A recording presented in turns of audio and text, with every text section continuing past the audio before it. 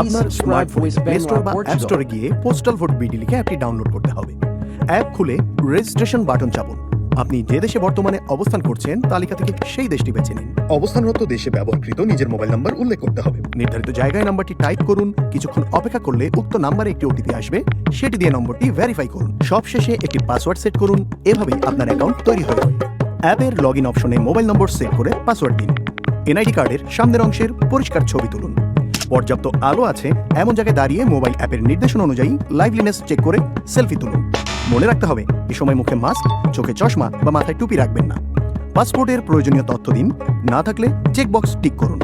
যে ঠিকানায় ব্যালট পেতে চান তার পূর্ণ ঠিকানা সাবধানে পূরণ করুন। ভুল ঠিকানা দিলে ব্যালট হাতে পাবেন না। সকল তথ্য সঠিক দিলেই কেবল নিবন্ধন সম্পন্ন হবে। যদি নিবন্ধন কোনো কারণে সম্পূর্ণ না হয় তাহলে কি হবে? যদি আপনার নিবন্ধন সফল না হয় তাহলে নির্বাচন কমিশনের নির্ধারিত পদ্ধতিতে নিবন্ধন প্রক্রিয়া সম্পন্ন করা হবে। যদি কোনো প্রকার ত্রুটি কিংবা ভুল ইনফরমেশন পাওয়া যায় তাহলে নিবন্ধনটি বাতিল করা হবে। নির্বাচন কমিশন থেকে বাংলাদেশ ডাক বিভাগের মাধ্যমে আপনার ঠিকানায় একটি পোস্টাল প্যাকেট আসবে। প্যাকেটের ভেতরে থাকবে একটি বড় সাদা খাম, রিটার্নিং অফিসারের ঠিকানা লেখা বড় হলুদ খাম, ব্যালট পেপারের ছোট সাদা খাম, আপনার মূল ব্যালট পেপার। মূল ব্যালট পেপারে শুধু প্রতীক থাকবে, প্রার্থীর ছবি থাকবে না। আরও থাকবে একটি নির্দেশিকা যার পেছনে থাকবে ঘোষণাপত্র। ব্যালট পাওয়ার পর আবার অ্যাপে লগ ইন করুন। পুনরায় লাইভলিনেস চেক দিয়ে নিজের পরিচয় নিশ্চিত করুন। নির্দেশনা অনুযায়ী রিটার্ন খামের কিউআর কোড স্ক্যান করে ব্যালট প্রাপ্তি নিশ্চিত করুন।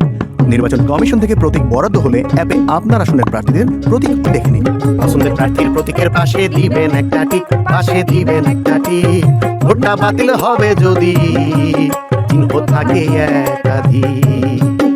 ও বাল ভাই, আর কি আছে বাকি? নির্দেশিকা দেখে ঘোষণাপত্র পূরণ করে শেষে সাইন দিন। তথ্য যেন সঠিক থাকে তা আবার দেখে নিন। ব্যালট পেপারে টিক অথবা ক্রস চিহ্ন দেওয়ার পর ব্যালট পেপারটি সাদা ছোট ব্যালট খামে ভরে বন্ধ করে দিন। এরপর ঘোষণাপত্র পূরণ করে ব্যালট খাম সহ বড় হলুদ খামে ঢুকিয়ে খাম বন্ধ করুন। যত দ্রুত সম্ভব নিকটস্থ পোস্ট অফিস অথবা পোস্ট বক্সে জমা দিন।